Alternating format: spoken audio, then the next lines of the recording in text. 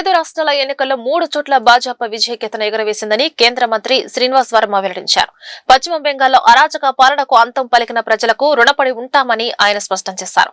అనంతరం రాష్ట్ర పార్టీ కార్యాలయంలో జరిగిన విజయం సంబరాల్లో పాల్గొన్నారు. మోడీ చిత్రపటానికి పాలాభిషేకం చేశారు. సోమవారం విజయవాడలోని భాజపా రాష్ట్ర కార్యాలయంలో నిర్వహించిన మీడియా సమావేశంలో కేంద్ర మంత్రి శ్రీనివాస్ వర్మ మాట్లాడారు.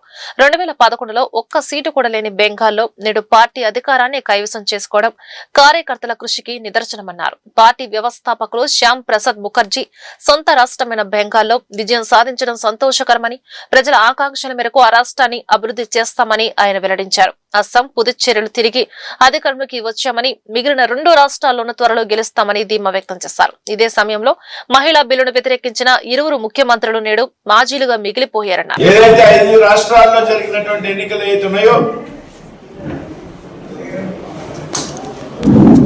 ఆ ఎన్నికల్లో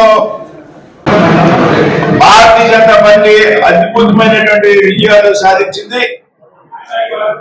అందులో భాగంగా వేళ దేశవ్యాప్తంగా కూడా భారతీయ జనతా పార్టీ శ్రేణుల్లో పెద్ద ఎత్తున సంబరాలు నిర్వహిస్తున్నాం అనేటువంటి సంగతి.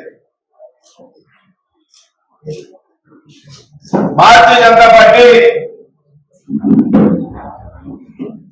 జరిగినటువంటి 5 రాష్ట్రాల ఎన్నికల్లో గతంలో అధికారంలో ఉన్నటువంటి అస్సాం, పుదుచ్చేరి ప్రాంతాల్లో రాష్ట్రాల్లో అధికారాన్ని నిలబెట్టుకోవడం కాకుండా ఏదైతే పశ్చిమ బెంగాల్ రాష్ట్రంలో ఒక అద్భుతమైనటువంటి విజయాన్ని అందుకుంది అనేటువంటి విషయాన్ని చెప్పడానికి వేళ మేమంతా కూడా చాలా సంతోషంగా ఆనందంగా ఉంది. పశ్చిమ బెంగాల్ రాష్ట్రం మనందరికీ కూడా తెలుసు. పశ్చిమ బెంగాల్లో భారతీయ జనతా పార్టీకి 2011కు ముందు ఒక్క శాసనసభ్యుడు కూడా లేనటువంటి పరిస్థితి. పశ్చిమ బెంగాల్లో అంతకుముందు అధికారంలో ఉన్నటువంటి కమ్యూనిస్ట్ పార్టీ కార్యకర్తలు ఎవరైతే ఉన్నారో అనేక మంది భారతీయ జనతా పార్టీ కార్యకర్తల మీద పెద్ద ఎత్తున దాడులు చేసినటువంటి సంగతి, అనేక మంది భారతీయ జనతా పార్టీ శ్రేణులు ప్రాణాలు కోల్పోయినటువంటి సంగతి. అంచెలంచెలుగా పార్టీ ఎదిగి కార్యకర్తల యొక్క కృషి ఫలితంగా అనేక మంది ప్రాణత్యాగాలు చేసినటువంటి కారణంగా 2011లో ఒక స్థానం కూడా లేనటువంటి భారతీయ జనతా పార్టీకి 2016లో 3 స్థానాలు,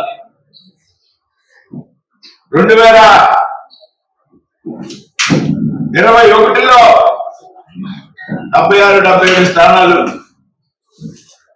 ఈరోజు నేరుగా దాదాపు సుమారుగా 200 స్థానాలు సాధించి తిరుగులేనటువంటి మెజార్టీతో ప్రభుత్వాన్ని ఏర్పాటు చేసేటువంటి దిశగా భారతీయ జనతా పార్టీ చేరుకుంది అనేటువంటి విషయాన్ని చెప్పడానికి చాలా సంతోషంగా ఆనందంగా ఉంది మా అందరికీ కూడా.